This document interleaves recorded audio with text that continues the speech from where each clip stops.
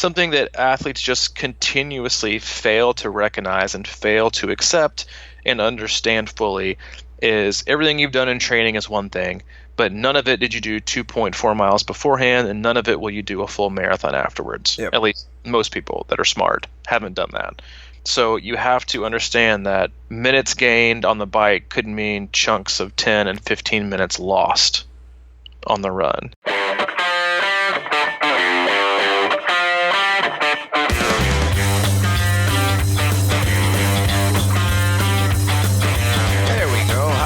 Buddy. Hey, welcome aboard. Crushing Iron Podcast, episode 308. I believe it's 309. 309. I'm going to catch a niner in there. Yeah, Niner. 309. And what will affectionately be known as the Ironman Louisville preview show. I feel like we need a intro music there. Well, I'll leave that up to you when you go to show. Back to edit this. Yeah, we can do the Ironman Louisville preview show. No, but this is, as we said, Crushing Iron Podcast, episode 309. We come to you basically every Monday and Thursday, always twice a week, and have been for what will be 3 years here in the next week or two, I think. I think we started doing this podcast 3 years ago, October, I think towards the end of October, so it'll be 3 years, which we just celebrated our 300th episode with a little bit of fanfare, not much, but just a smidgen in Ironman, Wisconsin in early September, and we will continue driving this train forward to hopefully 400, 500, 600 episodes, as long as we can do it, as long as we're loving it. And right now, you and I are both enjoying it. We try to do our best to offer you some of the advice that we've been given, the things that we've learned, the obstacles we've personally overcome as both coaches and athletes, and really just try and share with you those experiences and do our best to articulate them and discuss them in a way that's easily digestible and a way that you guys can just consume them and then apply them to your daily lives to hopefully avoid some of the pitfalls that you and I have both in the past suffered through, and always another one comes up, so we're always kind of dealing with it. And then also it's good to also give examples of our athletes and what they're kind of going through, and the mind games and the physical things that we go through there as coaches. But then also we get tons of great info and topics and subjects to cover in our closed Facebook group, which is Crushing Iron Group, and you can always search that. So that is what we do, and we hope you enjoy today's show. We appreciate you listening, and if it is your first time, make sure you subscribe, then go back, dig in the archives. We've got a lot of info that covers, I would argue to say, like, we probably cover some of the broader variety of topics that any other triathlon podcast does, because we incorporate a lot of things in life. Some of our casts are probably more life casts than they are triathlon podcasts. Yeah. But hey, that's why we enjoy it. That's why we love it, and that's what keeps you and I both coming back. And it seems to be helping people. So we will continue to do it. And we got Ironman Louisville next week. One of you and I's favorite races. We both have a lot of great and not so great memories at that race. But excited to go. We'll both be there. I think I get in on Friday, and you do as well. We'll be there all weekend, excited to see our athletes race. Hopefully the weather cooperates, and we're excited also to see everyone else race and compete and meet any of our listeners that we might run into. Yeah.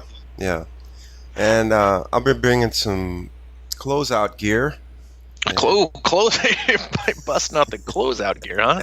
Yeah. You can catch Mike on the corner of 4th and Jefferson. Yeah, I'll just be pedaling. Slinging Rolexes and some fake Oakleys, some Folkleys, and a couple CDs out of his trunk. So yeah, swing by, see Mike, and take care of business. Yeah. So I am Mike, and that is Coach Robbie. This is kind of like a triathlon conversation. And, we're not going to give you the 10 list kind of stuff all the time. And we just talk about what's on our mind. And we're so deep in the sport, and we love this sport, that there's always something. And it seems to be kind of lining up with, most people's seasons. And I feel like we do kind of connect on that level. A lot of people tell us it's kind of like we're talking about what they're thinking about. So, yeah. again, I am the age grouper. Robbie's the coach. I do some coaching, but long time age grouper, older gentleman. Long time age grouper. Long time age grouper, long time human. Long time human. 50, so you're up there. Yeah. So, that's a interesting contrast sometimes to think about getting older in this sport and what it takes to navigate that with regards to getting stronger and faster and also not getting completely burned out and tired or exhausted. So we talk about a lot of that kind of stuff in recovery, but 309 episodes, and I feel like we're finally starting to get a few emails. we get plenty of emails. It's I do have to say, but lately it's been pretty positive. Yeah, we get the occasional non-positive, but hey, we do the best we can, just like when we train. Show up, do the best we can. Some of these podcasts are great, some of them probably suck, and the rest are just kind of like, hey, we did our job, we hope you enjoyed it, and we'll come back and do it again the next day. But we're coming back anyway. But yeah, it is Thursday. It is October 3rd. We are about 10 days out from Ironman Louisville, which, as I kind of said at the outset of this podcast, is, I don't know about you, but it's outside of Wisconsin for you. It's probably another one of your more special races. It's definitely a race that I've always loved, even though I have some really just bad experiences there. I also have one of my favorite memories ever of racing there too. So it's a great venue. It's a great city. I know recently the city has kind of come under some scrutiny with having to change the run course, and I think the city itself is like going bankrupt and is out of money, and the police department and all kinds of things. But I'll tell you, it is I was always skeptical about going there before I even went, and kind of what it would be like, because I mean, it's Kentucky, let's be honest. I mean, hey, even the athletes that we have that are in Kentucky say they live in Indiana. But hey, listen, they're like, I live in Indiana. I'm like, where do you live? They're like, we live in Bowling Green. I'm like, that's not true. But no, in all seriousness, it's one of my favorite cities. I love the downtown vibe there. I love the way that they've got everything set up. I love where the finish line is. It's an incredibly energizing finish line. It always has been. I love how everything's set up. It's a great city. It's a fun time, and I think that they do always have done a tremendous job of putting on the race. And just like any other race, they've had their issues with local officials, and they just changed the run course again, and now it's, I think, 3 loops, which, listen, I mean, I know it's not ideal, but it's gonna be more condensed and more spectator friendly. One of my favorite races ever was Ironman Arizona, which is a November race. I did it like 7 or 8 years ago, and it was a 3-loop run, 3-loop bike, 3-loop run, and I loved it. I like loops because, yes, it's the same scenery and whatever, but I think it really helps you pacing wise. You know what to expect. You know where to stop. You know what the aid stations look like. You know how things are stocked. You know where to push it. You know where not to push it. And I think it helps obviously with spectators. So I think it's a net positive. I know it's not ideal, but the bike course is the same. The swim is the same, and I'm excited, as I know you are, to go up there and spectate. Which will be my 4th Ironmans to spectate this year since April. Becoming a seasoned pro at the Spectator game. Spectator Hall of Famer. Spectator. Before we dive into the course, what's one of your favorite memories of Ironman Louisville? Well, I've been to every Ironman Louisville since 2012. Right. So there's been a lot of them, and none of them have been me racing. So... But you and I didn't have a couple special moments, and you and I did it back in 2016. I'm feeling like that was definitely a special. I can't particularly pinpoint a moment or whatever, but for me, there's 2. It was the first Ironman I ever spectated, and I went up there to watch a buddy race, and I had no idea what was going on. I was so nervous, and I've talked about this before. I didn't want to say anything that morning that would like maybe jinx anybody or anything, so I just kept standing around looking at everybody going, man, this is like crazy. It just seemed like the most insane thing, because I had never even contemplated doing Ironman at that point. Right. And I was just starting to get into triathlon, and I remember, like I said, just observing and just being blown away by the idea that people were going to jump in that river and swim 2.5 miles, let alone do the other stuff. And It turns out our friend really struggled that day, and he was one of the last people to get off the bike, and that was the first Ironman I ever went to, and I was literally at the final finisher's place, and we didn't know if he was going to finish. And I think, when I finally saw him come down, I think it was like 11:45 or something like that. That was a pretty exciting moment for me, because it was, again, my first one. I didn't know I just thought that's kind of how it was, And then the second one was, I can't remember, I was spectating again, and it was with the little girl, the photo that I took. It was end of the bike course, and nobody was around. And I was actually walking back to my car to leave, because I had spectated all morning, and I didn't really know a lot of people racing that day. I was just making a video, and I got to that final road there before the bike in. And there was a little girl just standing there in the middle of the road. I remember that. And she had a sign, and I said, and I walked by, and I was like, what? Because I thought the bike was done, because nobody was coming, and it was just desolate. And it really made me think about, wow, some people like get in really late, and I followed around the crowd mostly that day, and I didn't even think about, man, there's people out there and there's nobody watching. There's nobody around. There's no fanfare. And this little girl was waiting. And she said, I'm waiting for my mom. And she was just standing there with the sign, and there's no one around. And then middle of the road, right? I think middle of the road. Picture. I took a picture from way away, and I didn't get video of it or anything, just because I don't know. But you're being you weren't paparazzi, being respectful. Exactly. I think. And I thought to myself, well, this is not good. Poor little girl, wait. And then I think it was literally a minute before bike cut off. Her mom came rolling around the corner in Arrow, just chilling, just casually pedaling up. And she goes, she just walked up to her mom, or she started running at her mom, and her mom kind of rolled by her, and she goes, I love you, baby. And that little girl just started chasing her all the way down the road, and that was just it really hit home as far as like what Ironman's all about to me. So, what were a couple of years or 1 year?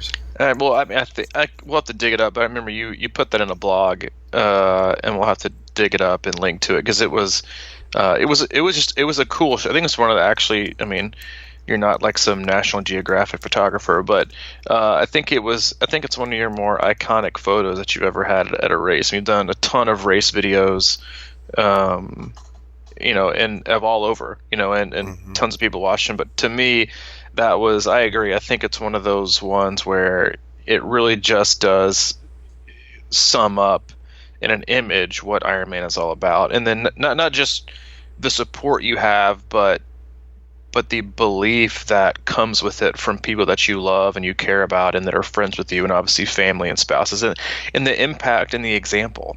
Like we obviously don't know the rest of the story, but it's I think that I'm sure that daughter will always remember that moment, and you definitely know that mom will. And I think it was such a cool moment to watch. I think one of my top moments at Louisville. It would definitely be the more longer than that, like 5 years ago, when you and I did it. The last year that it was in August, which was 2015, or 14 rather. Definitely, 14. That's definitely one of my highlights. I had gotten sober earlier that year, and came into it and just had gone through, more than I'd care to mention. And you and I had gone through a lot of it together. You'd always been my sounding board, my best friend. And I remember it was, we had decided to be like one of the last people in the water. That was just it. So we made our way down to the swim start, just like in the most Mike Tarrolly, leisurely, non-punctual, relaxed version of what you usually do on race day. Yeah. And made our way, and then we sat on those kind of cement bleachers that they had there by the swim start, and just relaxed. And we got to cut up a little bit. Allie was there, and obviously I think my mom was there too. Your mom was there, and we just got to hang out and talk and just kind of reminisce Yeah, we talked a little bit, but I also remember, like, and I think this is true with a lot of people that have close friends and family, is like you can have conversations without speaking. Hmm. And I think we both kind of knew the extent of what the year was, and I remember it was the most emotional I've ever been before a race. I think I actually shed some tears when this national anthem came on, Yeah. and And they it were was lining also up the other way that at that yeah, time. yeah. So we just let everybody come to us, Hmm. and then I remember just walking down, and then I think one of my favorite shots was that year as well, that somebody caught. I think it was your brother maybe that caught Yeah, you my and I brother. giving like our little high five as we jumped in. Yeah, we were running down the pier and Run kind of. down the pier and caught you for a high five and jumped in, and then I think I had one of my best races. Honestly, it wasn't my fastest time ever, but it was one of my best overall placings, and I executed it well. And it was more just one of those races where I did well, but the way that I thought about it wasn't about doing well, which I think is just another great example of how you approach a race. But I just went into that race with so much gratitude and appreciation for where I was and what I was able to do, that it was more of just an exercise literally in celebration. And I think that if more people would take that approach, I think things would turn out better and you would appreciate it more. But that's definitely one of my favorite memories. And then a close one, if not even in a different category, would be coaching. Would be last year. Last year, if you raced Louisville, obviously or I'm sure you heard about it because everyone wants to talk about it. It was how difficult the conditions were last year. We had 25 athletes racing, and we had everyone finish, and that was it still is. It is the biggest one-day success I've ever felt personally as a coach. There weren't standout, shattered PRs of performance. There were a few, but it was I was just a nervous absolute wreck the entire day. Not for for the athletes because the conditions were so tough. I mean, it got so cold and windy so quick. It was miserable. I mean, it was miserable to stand out there. I mean, I was watching athletes come out of T1. I was in like 2 sweatshirts and a waterproof jacket, and I was still cold. And I was like, God, these people are going to suffer. And then you'd watch people come out of there, that would soon be getting bussed back to the start, or because they DNF'd in like just gloves and a tri kit because they were too much in a hurry to put stuff on. But to have everyone finish, and there were quite a few athletes there that I got teary eyed when they finished. It was just a very, very proud day as a coach, and something that I'll always remember, and an experience and a location that I'm anxious to go back to here in about 10 days. Yeah.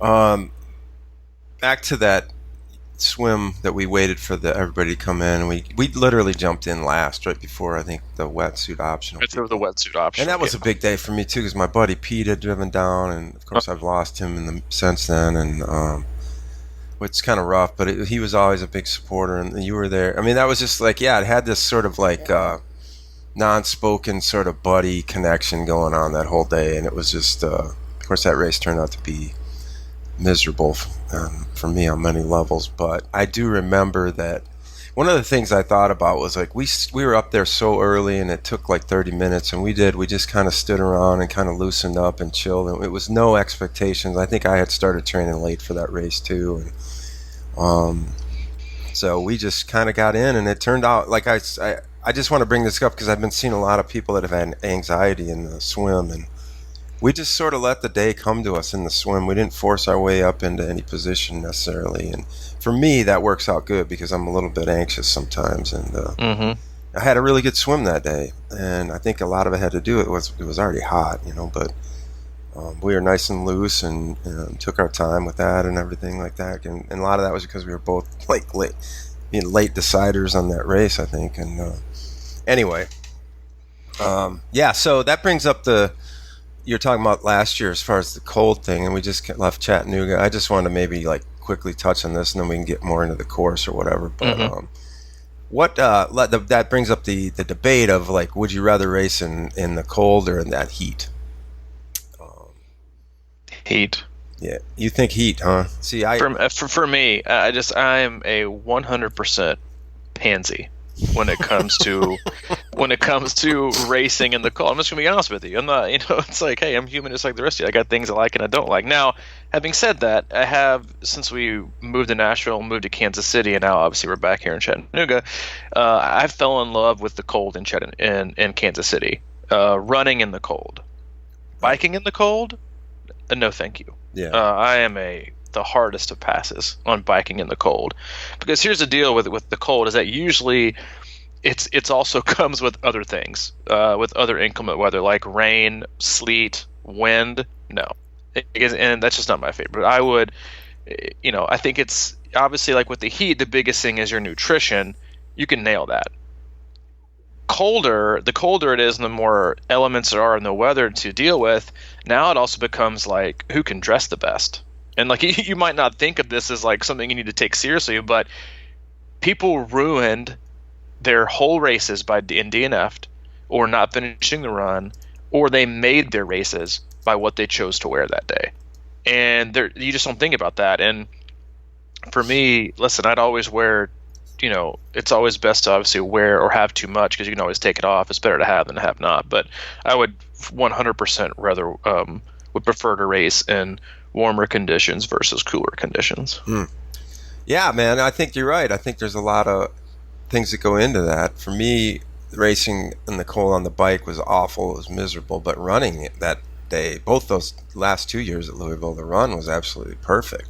Mm-hmm. So to me, it's just if you can get through the bike, and of course that's just an uncomfortable thing. It's not necessarily, if you dress right, something that's gonna like just knock you down like a heat day would. So to me, it's probably, I still think it's harder to race well in heat, but like you're saying, it's just adjusting expectations and being smart about it. Yeah, it's difficult. I think in both cases you got to be smart. Yeah, exactly. There are, because it takes you. I think a lot of people also, depending on how cold it is, people also don't realize that on the other end, like you burn more calories when it's colder because it takes more energy for your body to keep its core temp up. And so there's just versus like obviously when it's hotter, again your body burns more calories to keep your core temp and your body cooler. And then I mean, if I'm being totally objective, I also feel like the warmer the conditions, the better for me, just strictly because I don't consider myself like the greatest athlete. And so if I have to put myself in a situation where I have to outsmart and outpace and out-execute somebody, obviously I think those generally are more pronounced with opportunities when it's warmer out, because blowing up is blowing up. So I think that's also a reason why I would rather pick more adverse conditions like that. But you said, I mean, like last year, those conditions were colder and they were everything adverse. But yeah, I would definitely lean towards warmer. And again, I predict this on Monday, but I'm predicting perfect temps and a perfect day for Ironman Louisville next Sunday. Mark it, book it. Have you been cross-checking predictions and trends and things like that, or are you just kind of I made it without predicting, or I made it without predicting. I made it without checking the weather. But then I did look this morning, and right now on Saturday it's looking totally sunny, high of 67. Yeah, could be perfect. Could be perfect, but as much as it's been fun to reminisce and go back into our glory days, we'll get into the stuff that you actually care about, which is how to approach this race, the swim, the bike, the run, all the things we know from doing this race multiple times and having coached probably close to 100 athletes that have done this race in the last 5 or 6 years. So we'll make it simple. I just want to say this at the get-go. All right. If you have a chance, get out of the Galt House. The Galt House is like the most overrated hotel on the planet. I'm just gonna go ahead. I mean, we're not gonna get a sponsorship from them anyway. That's fine. But I stayed there twice because it was the race hotel and it was allegedly close to the swim. Listen, ain't nothing close to the swim. You're gonna have to walk, and then you have to walk down to the start. So don't let that be the thing. And it's like I don't want to say this. It's like the antique Cracker Barrel of hotels. It is just, unless they've done like massive upgrades. I'm not trying to bash. I'm just saying, if you're in there and there's another chance to move closer to the finish line, a nicer hotel, I'm just going to say you might want to look into that. It's totally overrated. Wow. But on the flip side, I'm going to give glowing reports to you and I's favorite Louisville hotel, which is the Marriott on Jefferson. Yeah. We stayed there. What, you don't like it? Well, they went a little bit trendy now on they're me. too nice for you. Okay, I see it. They did some upgrades recently in the last 2 years, Felt and like a Vegas club. It last year. it is pretty swank in there. It's definitely too swank for us. But it's a great location. They got a good breakfast. Anyway, I'm just saying, check your options. Outside of that, Louisville, which is one of the things I really love about it, is the swim actually has a practice swim, which you don't get a lot when you have basically point-to-point swims like you would have in Chattanooga. There's no sectioned off area where you can have a pre-race swim. But one of my favorite things about this race is Saturday morning at the swim finish, there is a practice swim, and it is awesome. I would encourage everyone to get in the water. One thing that I would say, get in the water the day before as long as everything is looking clean. I would say, and I usually say, stay away from open water. If you might have questions about the quality of the water, the last thing you want is a stomach virus the day before, because if you take in some water on race day, that virus probably isn't going to show up until either much later that day or even the next day when you're out of the woods. But I love the fact they have a practice swim. It is well done. It's well put on. It's just great to get in the water and see what it feels like to swim upstream, then see what it's like to swim down, and then every athlete gets out and they're like, oh my dude, it took me 3.5 minutes to swim like 100 yards, and it took me 37 seconds to swim back. And then they start recalculating their tri-calc and doing that. But they have a lot of pre-race opportunities. You can pre-ride the course there with fairly easily. I'd be careful because there's not much shoulder on the roads and it is super bumpy, but it's got, it's a great venue, and I think they moved the expo. I think it's outside now, which I think is all the expos suck now. I'm just going to be honest with you. I agree, man. Compared to what they used to be like inside. Now, Wisconsin was a pretty good expo but that's like saying, that's like saying the Vols are better this last week than they were the previous week because we had a bye week. That's basically what I'm saying. But yeah, expos in general now suck. They're just not as good. So, like, if you go to like a marathon expo, there's like 70,000 vendors there giving out free swag and samples and all kinds of fun stuff. And you walk through the Ironman Expo and you're like, oh great, there's 9/10 of the same things I see every single time that I go, and there's some dude in the corner from the Theragun booth yelling at me to come try this drill with a racquetball on the end. Like, no thanks. It is, man. It's like Hucksterville, man. It is. It's like, that's why I hate going there. Like, I used to like love going there because there's like usually new things and people want to talk to you, but now it's just like, it's like total Kioskville, and I can't. I'm actually writing an article for the blog about the Ironman experience and what I think. After seeing, I calculated that I've spectated about 35 or about 30 Ironman or halves in my day, and I have some thoughts, and not like, I just think you're a lot nicer than I am. That's what people are. I don't know. I mean, I have a pretty good list of things that I feel like would help the whole Ironman experience, because for me, as an athlete racing, there's nothing better than if there's good crowds around and good energy out there, and to me the race is just as much for the spectators as the athletes, and I think that they could put a lot of good stuff in that would make these races more enjoyable. It's just more kind of like an experience, because like you said, I feel like they're just rolling out this like pop-up expo thing, and it's just sort of the same old. It's terrible. It's just like, it is. Which is also a reason, like 934 why we're never going to have a booth in one of those things. People are like, oh, you're going to be at the expo? I'm like, no, we'll be at Blue Plate. On to the swim. One of my favorite swims. I think it is it's underrated in its level of difficulty.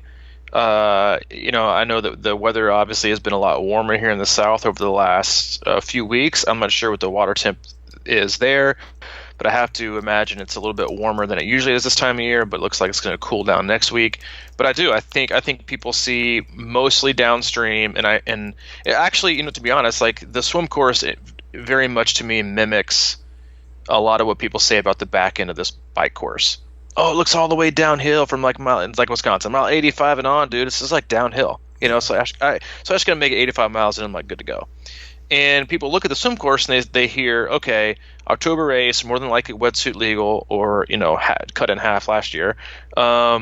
But I think some of the things that make this swim difficult and can be somewhat of a downer if you have these like massive expectations are, one, you don't have any idea what the flow rate's going to be. It could be something very, very light, as like we have one of our athletes works for the TVA, and he kind of gave what I thought was an interesting and insightful breakdown of what they did for Ironman Chattanooga. Is the day before Ironman Chattanooga, they were running off 2 generators, and it was pumping out like 20,000 an hour was like the unit that he gave me, but he did say that they scheduled it to go down to 1 between 5 a.m. and 11 a.m. to slow it down on purpose. Then went down to 1, so it was basically cut in half on race day. So it wasn't nearly as fast. So one of the things I would just really encourage every athlete who's doing this race is to not get swept up in what the current feels like the day before, because it might be non-existent the next day. And so when you see how the map is laid out, it's got, Towhead Island right there in the middle, and you'll start, at least in the past, what they've had is get in your line, get in your wave, your rolling start wave. Let's say you're like 60-minute run, you hop in, you walk down these ramps all the way down to the water, and you have, I think, a choice to go in on like 2 different piers. And you'll jump in, and then you'll be sandwiched in between the shore and then the right side of this, what they call, I guess, Towhead Island. And I will just tell you that it can be very, very, very shallow. I mean, I remember there were a few times, especially if you're getting bumped up against the island or against the shore, where if you have a good catch and a good early vertical form, you're like digging in mud. And I remember the year you and I did it, I remember looking up, coming around that corner and seeing people standing. Because it got so shallow. And so definitely be aware of that. Now, the picture, I think, is a little misleading in the fact that it looks like there's this huge gap in between the island, and really it seems to me like it's fairly protected on the side you're going to start. And so you're not going to have as much of a flow, but be prepared to swim against still water or a little bit of a current. And so I'd really encourage you, in terms of like your stroke rate, to be prepared to hop in and not just sit still, because not only are you not going to go anywhere, but you're going to be caught in like the log jam. This race really doesn't spread out on the swim until you get past that first red buoy and make your way back down towards the exit. So on the way out, 1, 2, 3, 4, 5 buoys. If you're looking at the course map online, 1, 2, 3, 4. Yeah, by the 5th buoy, you're also going to be seeing the sun come up, if not a little bit earlier. So if you're sighting ahead, it's actually somewhat difficult. And you see a lot of athletes go way, way, way to the right here, because they're used to swimming straight through these 1, 2, 3, 4 buoys, and they swim all the way straight, and then like, oh crap, I got to turn around to the left now. And the problem there is that not only have you probably used a good bit of energy with your faster strokes getting up to that point, is that now you're looking into the sun. And if you tend to go straight instead of curving to the left, what happens is now if there is a good current and you get caught to the left, now you have to continue to fight against the current to make sure you stay on the outside of that red buoy versus getting caught back in the inside. So I think the hardest part of this swim is the first 8 buoys, and then once you make that turn, you're going to have a lot of people say one of two things: either go all the way to the middle of the current, because the current is always fastest in the middle of the river because it's deeper, and then you're going to have people say they're going to hug the buoy line, or what I always like to do, I don't know if this is frowned upon anymore, but when I would make that corner, I would swim just inside the yellow buoys. And when I mean inside, I mean I would actually keep them to my right, because it's a straight line, and from what I understand, at least in the past, the only times you have to corner a buoy or be on a specific side of a buoy is the red ones, because they're your turn buoys. And so I actually would swim, when you and I did it, and the last time I did it 2 years ago, was I would actually stay right inside that line and just take it straight. And then by the time you get to that second to last yellow buoy or orange buoy, whatever color it's going to be, I made a beeline. Because at that buoy, you can actually see the mission. I made a beeline. I don't even remember, I don't even think I kept that buoy to the right. And so I think that, I think that's important to understand, is you can cut so much time after cutting it close right there. So I think taking your lines appropriately, being smart, and just knowing exactly what to do and what to look for, and making sure, again, as with all things, the fastest thing you can do is take a straight line anywhere. Yeah.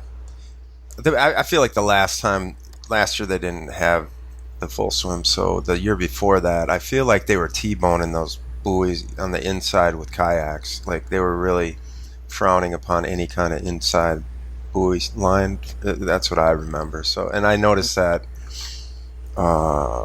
At this weekend at Chattanooga. But anyway, I don't know. So, but to me, it's like once you get around, well, the whole swim for me is try to not stay in the middle of the channel going up, because I swam up there this summer at Tri Louisville, and I did a little practice swim, and the current that day was pretty intense.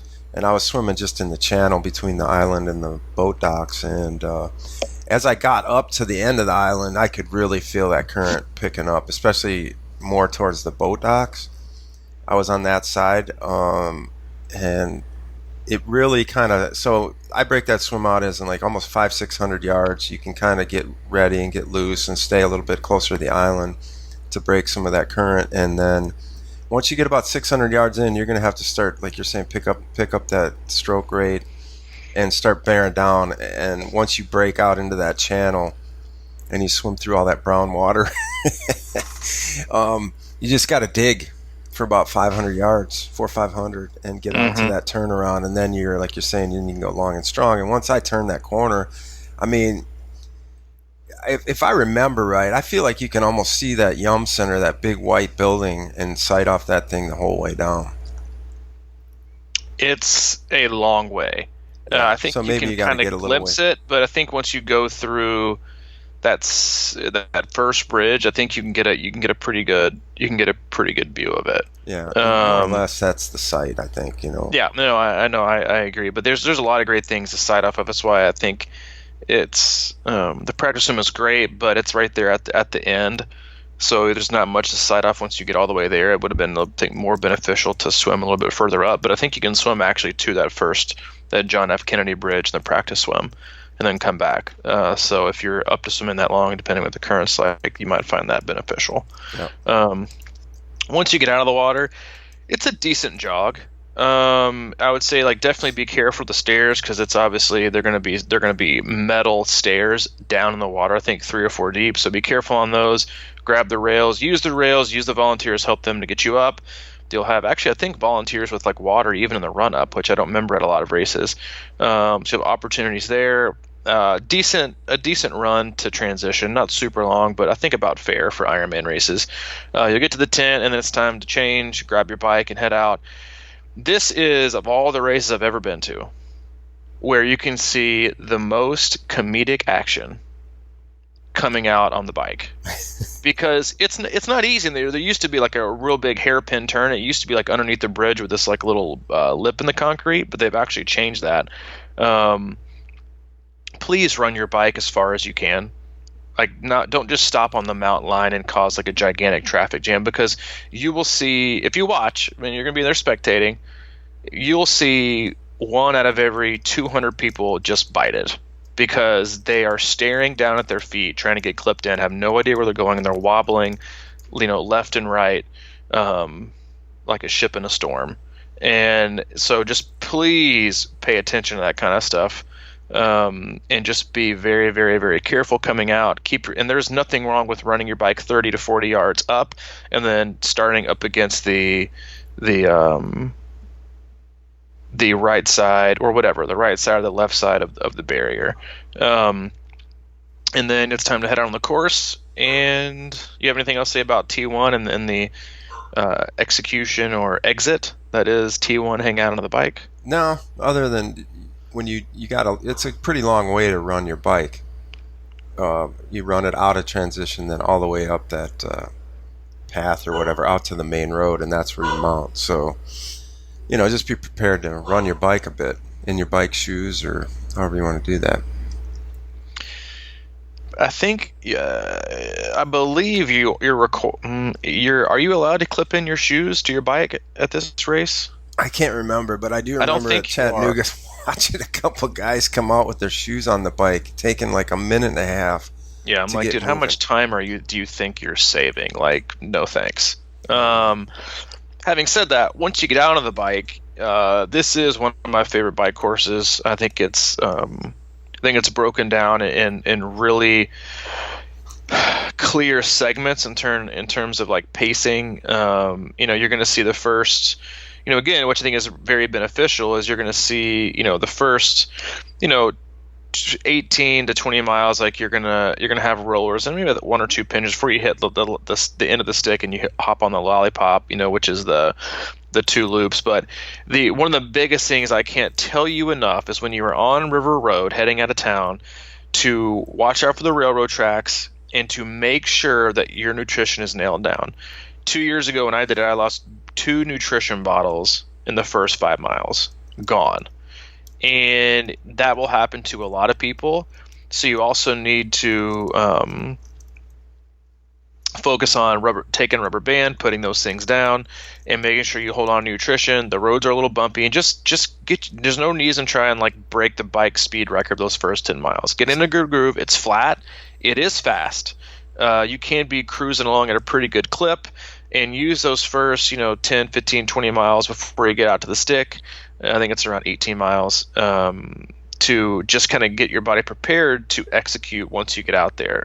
It's not a Wisconsin shifty gearing type course. There are a lot of pinchers, but it is unlike Wisconsin. It is a course where you can maintain momentum if you're gearing and you're powering over the top of hills instead of stopping your explosiveness and your power like 6 feet before the top of the hill and then just coasting down. You can use a lot of power here. I think it's a fairly simple course in terms of there aren't a lot of dangerous turns like at the bottom of downhills. And again, it's hilly, but I think of some of the hillier courses that we have, it is one where you can maintain speed if you choose to approach it that way.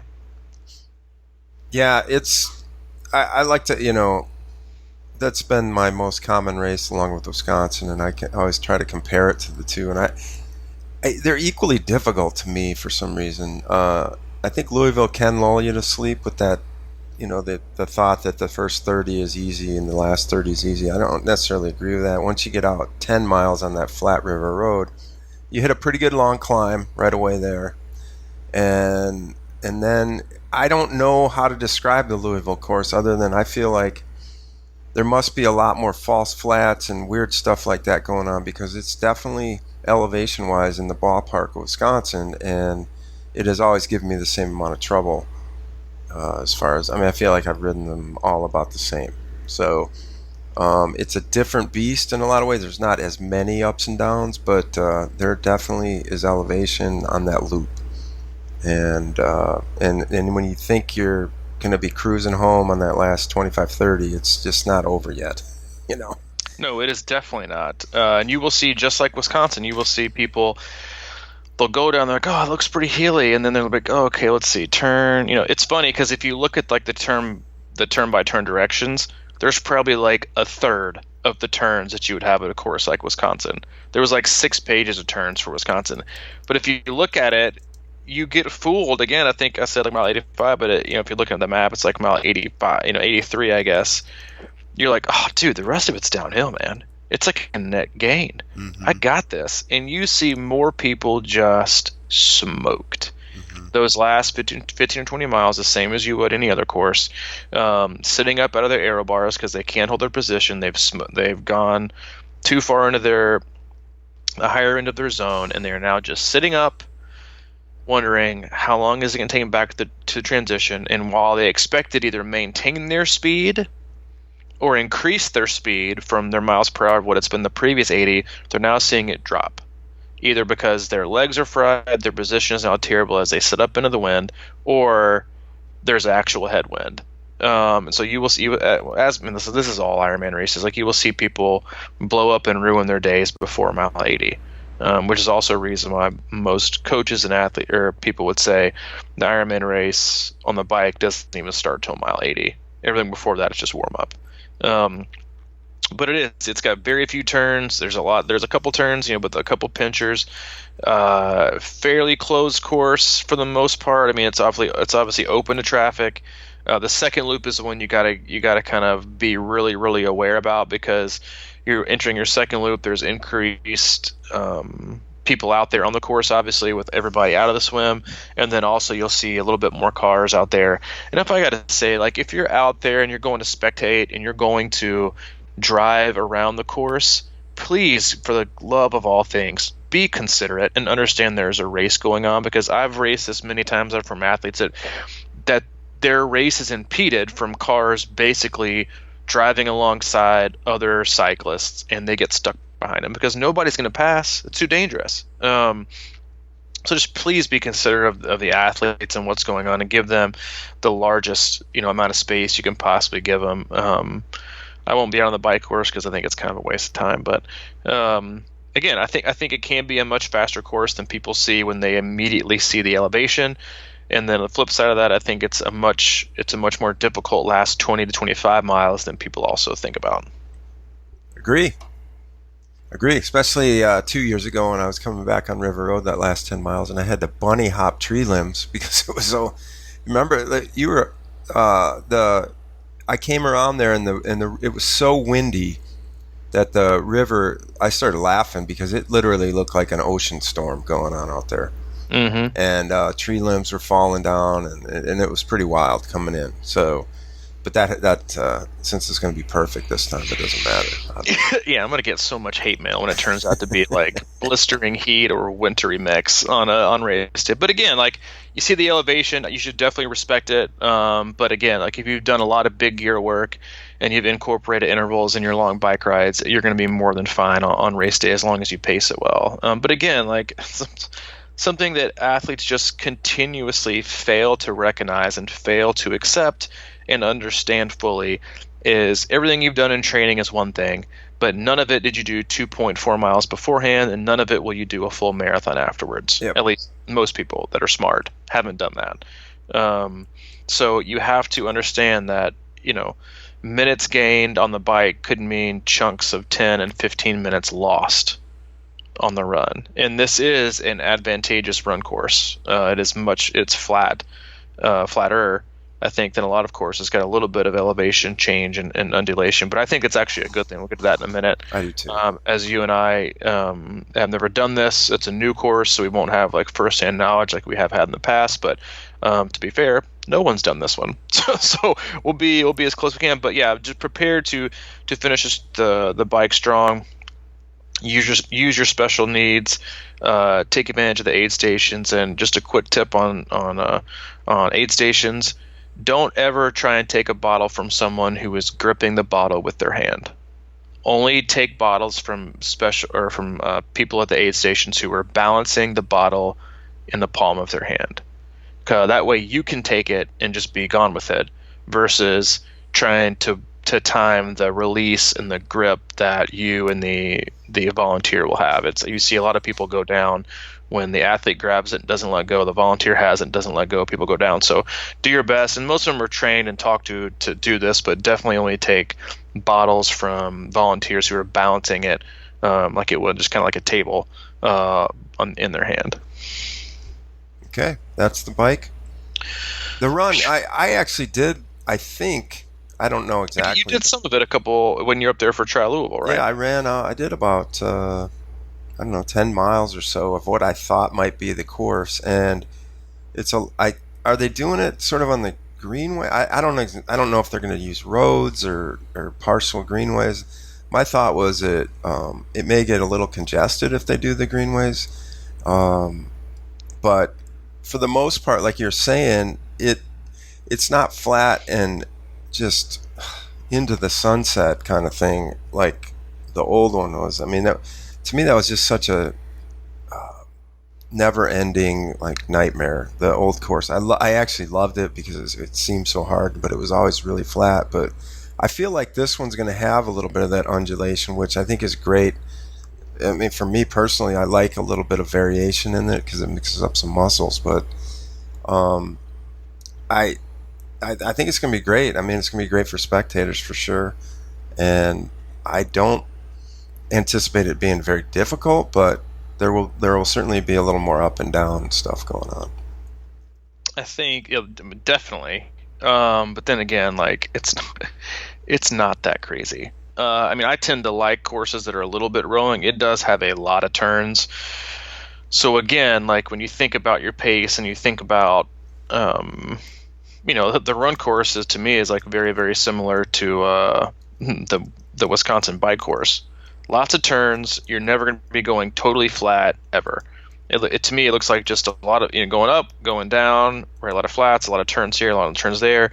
The biggest thing, and this is true with all half marathons and marathons. You see so many people in the race with like an extra, like 0.2 or 0.3 or 0.4 or more miles ran greater than the original 26.2, and that's because for some reason none of you people know how to take a corner.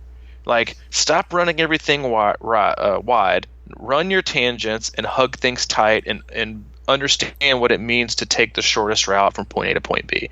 Like, rounding every corner and looping yourself around. Like, think about it this way. Think about being the person who runs on the inside lane of the track versus the person running on the outside lane of a track for 26 miles. Who do you think is going to finish first? The guy on the inside. So just be smart about it and take the smart lines, take the right tangents, and just be – that's you're going to help yourself there. But yeah, I like courses like this. Again, like, is it a little bit more gain? Yes, but big freaking deal. It's less than 900 feet over 26 miles. So let's not get our panties in a pinch over this. I think it's actually more friendly because on the old course, it was basically pancake flat, except for that like little bitty blip underneath the bridge, going out of town and coming back in, which I think just absolutely wrecks your quads. I think a little bit of undulation is good because it helps you balance and put the load of the stress of what you're doing run wise on, the quads and the hamstrings and back and forth. That's what I do. I think it's good. Overall, I think it's a good change. I'm sure athletes don't think it is, but I like it. I like the fact that it's more spectator friendly, and I like the fact that it has some undulation in it. I'm sure people will love it. I'm sure some people will hate it, but hey, it's triathlon. Everybody will have something bad and negative to say about it. Yeah, I agree. I like the 3-loop idea. It seems more engaging, and I think it, like you're saying, you've done a few though. I've never really done it, but like you did Texas 70.3, and you liked it because you knew. It's almost like you knew your lines too. The thing is, like, you had so many turns. You learn, you know where things are, you know what to anticipate, you know what's going to suck, you know what's going to be advantageous, you know what line to take, you know what corner to go on. So I like that. I like to know what's coming. And so I think, hopefully the athletes feel the same way. But regardless of the elevation, regardless of the distance, regardless of how they like it or not, you still get to end up on what is one of my favorite finish lines that can get the loudest, and that is the 4th Street Live finish line. It has a little help because it's inside, but it is a awesome venue, and that place will be thumping, especially if you're there like when it starts to get dark and beyond. That place gets just electric. And while other races have are dependent a lot on the weather for spectators because they can't be on the elements, nobody wants to stand at the finishing line when it's baking out 100 degrees or when it's raining and freezing. The finish line at Louisville is aided by the fact that it's basically indoors, and there are restaurants and bars and places to sit and stand and hang out and do things while waiting on your loved one or your friend or teammate to finish, which makes it a hub and incredibly loud and incredibly energizing and just a fun place to be because it's centrally located. And again, that's why it's one of the best finish lines on the circuit. Yeah, it is, man. It's like finishing. It's like the triathlon version of the Jerry Dome. Of the who? Jerry Dome. Oh, I'm not even mentioning Cowboys in this conversation. Talk about one of the most overrated franchises of the last 20 years. That's just a reflection of everything, man. The most valuable franchise. You ain't got to tell me. They haven't won in 30 years. What the heck? Yep. Jersey sales, Jerry Dome. All in all, it's a great experience, and it is a great location. And I do hope you guys get great weather. And if you're doing the race, listen to this podcast. Obviously, listen to it a couple times. Share it with your friends. Share it with people you want to have a good experience. Hopefully, if you're thinking about doing it, this gives you hopefully a good recap. And again, Mike and I will both be there. Hopefully to meet and connect with a lot of you. this is for you. Like, I'm gonna start, because when we'll be out at races and stuff, a lot of people will ask, like, "Hey, are you Mike?" And I'm gonna start lying to people, because I feel like I'd get a lot of hugs if I said, "Yes, I'm Mike." Because usually when they're like, "Hey, are you Mike?" I'm like, "No, I'm Robbie." They're like, "Oh, yeah, cool, man," and they just keep walking. And then if I remember walking around with you, they're like, "Oh my gosh, Robbie and Mike, like, Mike, what's up, buddy?" Like, huge hug. They're like, "Robbie, good to see you." So I think I'm going forward. I'm not playing. You know this. I'm gonna, like, this lady at Chattanooga, like, she literally kept running and, like, couldn't. I think she sped up, actually, when I said that I was Robbie. But anyway, I'm just kidding. But yeah, I think I'm gonna start saying that I'm Mike, and see what kind of different interactions I get with podcasters. But no, hope to meet you all. We'll post something in our Facebook group, our closed group.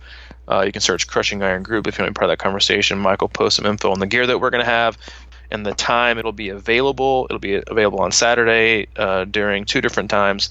We hope to set up in the lobby of our hotel, the Marriott. Definitely not the Galt House.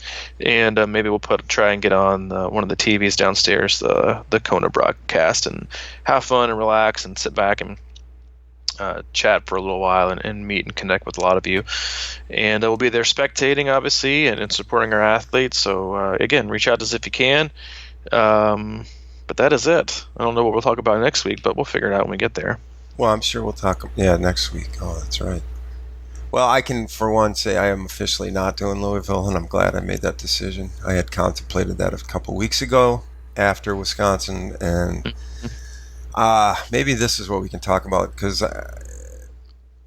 I'm just really into this idea of, like, man, we got to really, I think recovery just takes a backseat so much, and not just individual workout recovery and things of that nature, but like the toll an Ironman can take deep inside your body, man. I just think we need to really, look at that, because I've been hearing that a lot more and more, and just people just, you kind of get in the momentum of it, and you're kind of rolling, and you just think, well, let's just keep going, but eventually the body's going to give, and that's not the body point. Is going to give.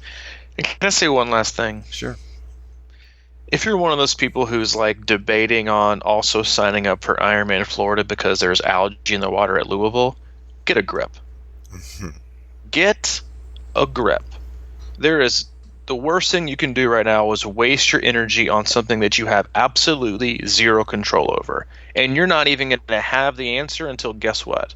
Saturday at the earliest, if not race morning. So stop thinking about things and living in a problem that doesn't exist, because you don't even know what's going to exist on race day. So stop being that person that's totally worried about signing up because it won't be considered a full Ironman because the swim might get canceled, so you got to do Ironman Florida. Like, just stop it and lock it up for me, okay? Lock it up. Ooh. They sell algae for a lot of money in some of these health food stores. They do sell algae for a lot. I don't understand it, man. Listen, there's always like E. coli in these waters. I mean, that stuff's always there. Just let us swim, and we'll figure it out later. Bodies are made. We'll figure it out later. Yeah, I mean, seriously, come on. Like, I don't know. Just don't swallow it, and just get out and start sweating it out on the bike. That's the way I look at it. Just start sweating it out on the bike. Really, man. That's your tip. Paranoia, man. Of everything is just driving me nuts. Listen, all you gotta know is that we live in a country where we sell bottled water. I understand. For like $4. I mean, like, anyway. Use like excessive those. What are those things? Purell, that kind of stuff. Build your immune system, man.